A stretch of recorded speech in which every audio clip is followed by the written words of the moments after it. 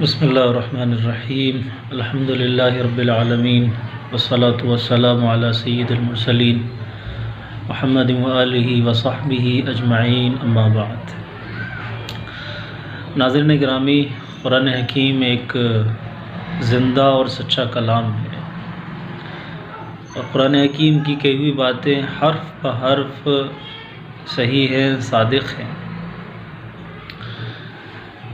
قرآن حکیم نے قصہ بیان کیا ہے بالکل دنیا کی ابتدا کا، بالکل شروعات سے، کہ جب آدم کے دو بیٹے قابل اور حابیل کا آپس میں جھگڑا ہوا، دونوں بھائیوں کا، اور اس جھگڑے کے پیچھے جو وجہ تھی وہ آپس کا حسد تھا۔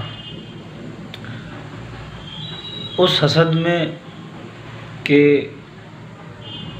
ایک شخص کی قربانی قبول ہوئی اور دوسرے کی قبول نہیں ہوئی،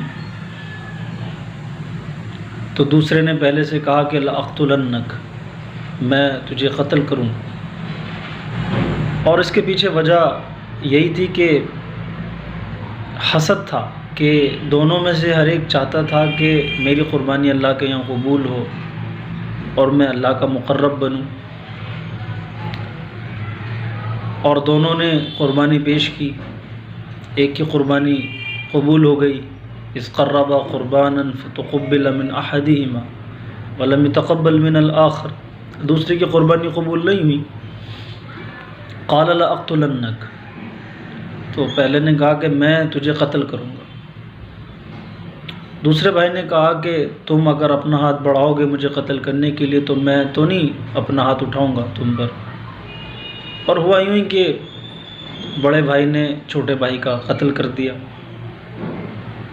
اور قتل کرنے کے بعد اسے پشیمانی ہوئی، اور جو انسانی فطرت کا تقاضا ہے، پھر اس نے اس چیز کو لے کر کے وہ بہت پریشان ہوا کہ اپنے بھائی کی لاش کو میں کہاں سے دفن کروں۔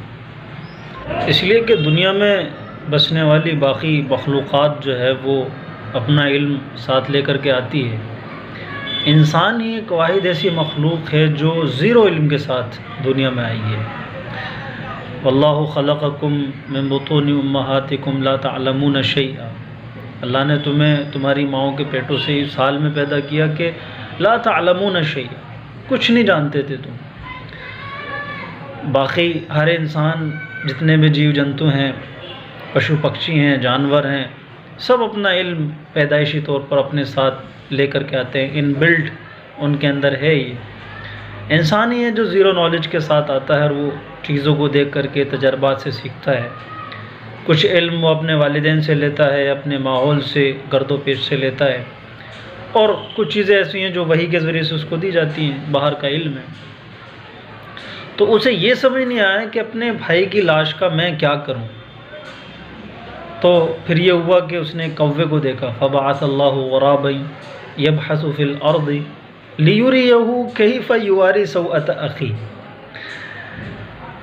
اللہ نے ایک کوے کو بھیجا، وہ زمین میں چونچ سے اپنی کچھ کرید رہا تھا، اور یہاں سے اسے آئیڈیا کلک ہوا کہ ہاں مجھے اپنے بھائی کی لاش کو اس طرح سے چھپانا چاہیے۔ لہٰذا اس نے گڈھا کھودا اور پھر اس کی لاش کو، اپنے بھائی کی، وہاں پر زمین میں دفن کیا۔ یہ انسانیت کے لیے پہلا تجربہ تھا جو اس نے ایک جانور سے، کوے سے سیکھا۔ تو بتانے کا مقصد یہ ہے کہ یہ قابل کے ہاتھوں حابیل کا جو قتل ہوا اپنے بھائی کا، یہ اس کے پیچھے جو وجہ تھی وہ یہی تھی کہ سپریمیسی، آگے بڑھ جانا، کہ میں زیادہ متقی ہوں، میں زیادہ متقی ہوں، یہ بھونا، یہ ایک جو جذبہ ہے اندر سپریمیسی کا، تعلی کا، بڑاپن کا، یہ اس نے آمادہ کیا قتل پر، جو کہ ظاہر سی بات ایک ناحق قتل تھا۔ اس کے بھائی نے دلیل بھی دی، انما یتقبل اللہ من المتقین، کہ بھائی یہ اٹس ناٹ اباؤٹ سپریمیسی، یہ کوئی تعلی کی بات نہیں ہے کہ یہ بڑا وہ بڑا، اللہ تو متقین کی جانب سے جو مخلص ہوتے ہیں قبول فرماتا ہے ان چیزوں کو۔ تو اب یہ سپریمیسی کہ صرف ناحق اور اس وجہ سے قتل کر دینا کہ ہماری انا کو ٹھیس پہنچی ہے اور کوئی دوسرا شخص ہم سے برتر ہو گیا ہے، بڑا ہو گیا ہے. یہ ایک ایسا جذبہ تھا جو پوری دنیا میں صرف ایک قوم کے اندر مجموعی طور سے، اجتماعی طور پہ پایا جاتا ہے. یوں انفرادی طور پر تو ہر انسان کے اندر یہ ایک ہو سکتا ہے جذبہ کہ میں بڑا ہو جاؤں، میں دوسرے سے آگے نکل جاؤں، لیکن من حیث القوم سپریمیسی کا جو مرض ہے، تعلی کا اور بڑپن کا، وہ بنی اسرائیل کے اندر ہے. وہ کہتے بھی آئے ہیں شروع سے، نحن ابناء اللہ و احباؤہ، ہم تو اللہ کے پیارے ہیں، اللہ کے بیٹے ہیں اور اس کے پیارے ہیں، تو ہمیں آگے ہونا چاہیے. اور جب دیکھتے ہیں کہ دوسری قومیں جو ہیں کسی بھی میدان میں ان سے آگے نکل رہی ہیں تو پھر وہ ان کے دشمن ہو جاتے ہیں. تو دنیا میں ناحق قتل کرنے کی جو تاریخ ہے بلا کسی سبب کے، وہ ان کے نام ہے.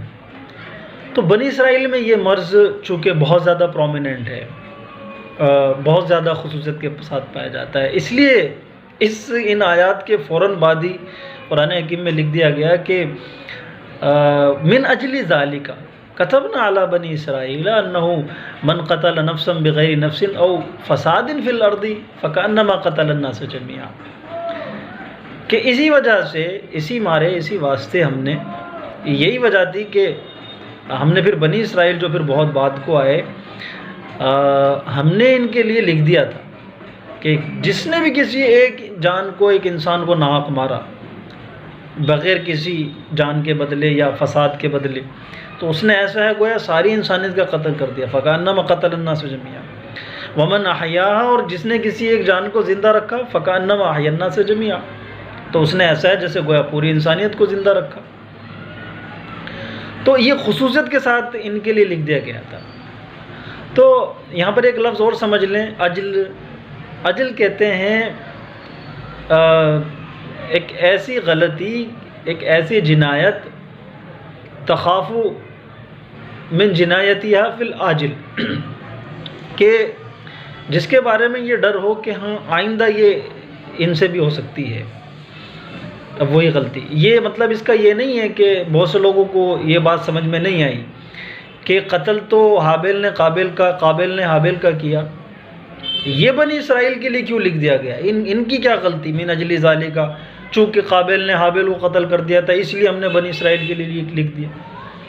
تو بہت سے لوگوں کو یہ بات سمجھ میں نہیں آئی کہ آخر یہ غلطی آدم کے 2 بیٹوں نے کی اور بنی اسرائیل کے لیے کیوں لکھ دیا گیا قانون؟ یہ بنی اسرائیل تو بہت بعد میں آئے ہیں.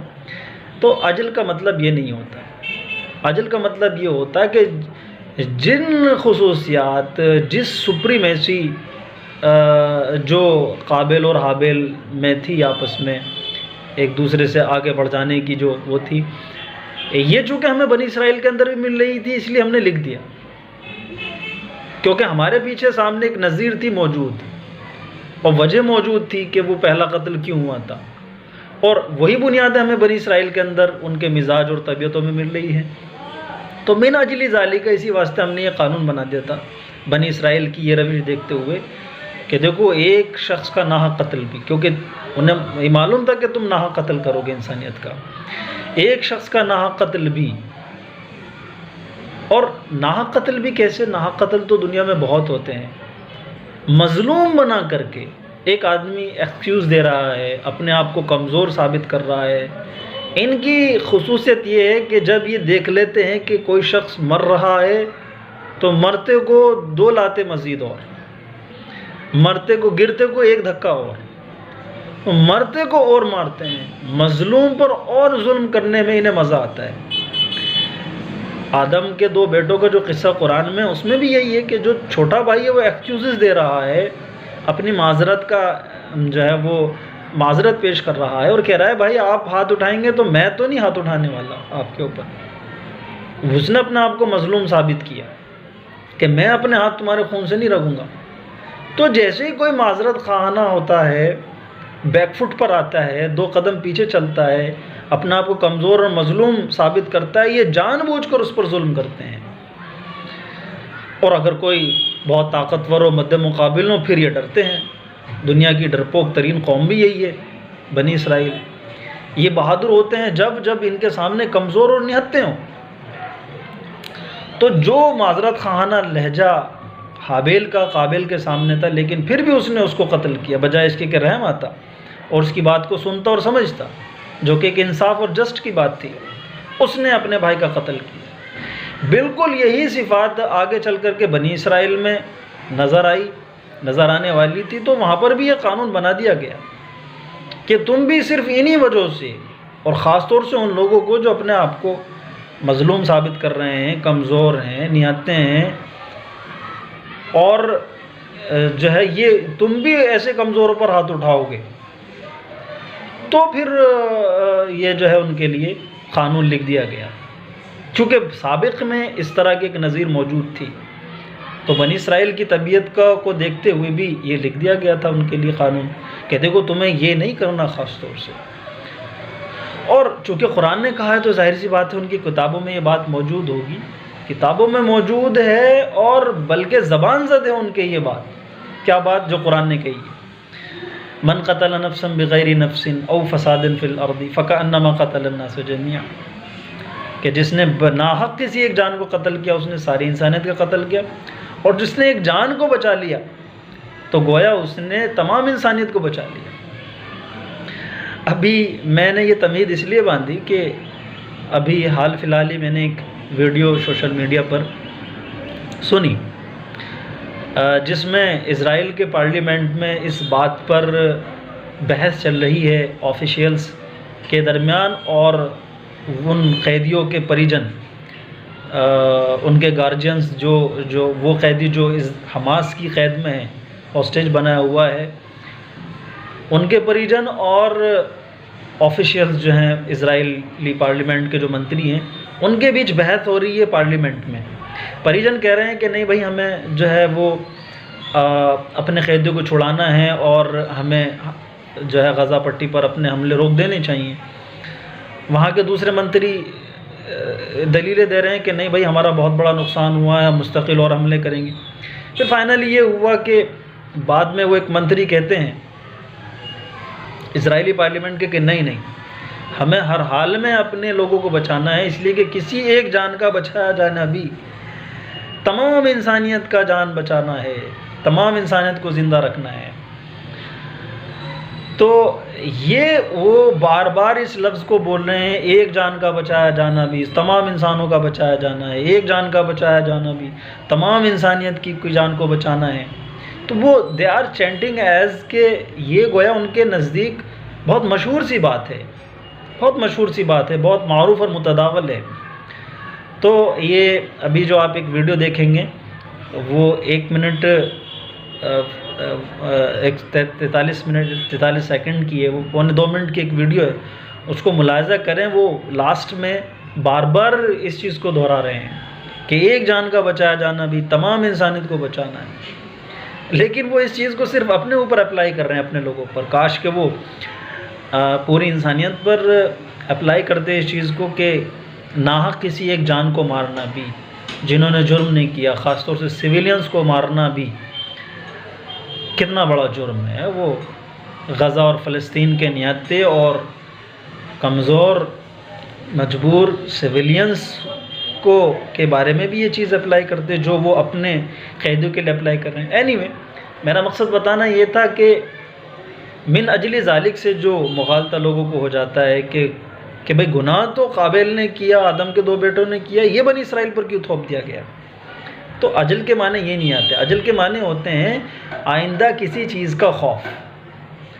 جو وجہ قابل اور حابیل کے قتل میں رہی، وہی وجہ ہمیں بنی اسرائیل کے اندر نظر آئی، تو پھر ہم نے ان کے لیے بھی یہ لکھ دیا، اس وجہ سے کہ سابق میں اس کی نظیر ہمیں مل چکی ہے کہ کس جذبے کے تحت قابل نے حابیل کو قتل کیا تھا، اور وہی چیزیں، وہی وجہ ہمیں بنی اسرائیل کے اندر مل رہی ہے۔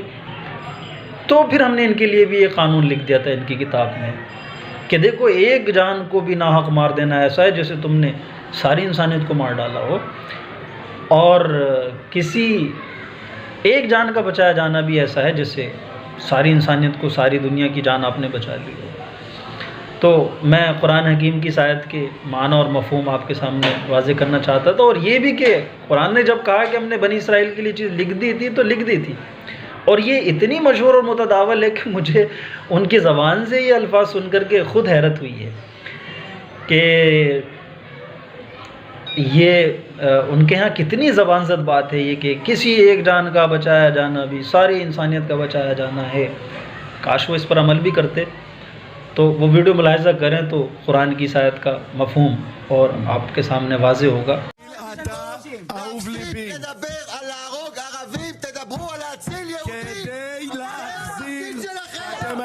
זה נגד עמדת הקואליציה שלך, זה נגד עמדת הממשלה, זה נגד עמדת הממשלה. זה לא עניין על החוק. בא לעשות פוליטיקה, חבר'ה, בא לעשות פוליטיקה.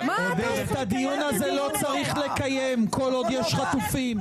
אני חושב שעונש מוות מחויב כדי שלא יחזרו עוד אירועים כמו שראינו, עוד טבח, עוד אסון. כאילו כפיר הוא הילד שלכם או הנכד שלכם. אנחנו מנסים בכל השבועות האחרונים לספר לעולם שיש פה...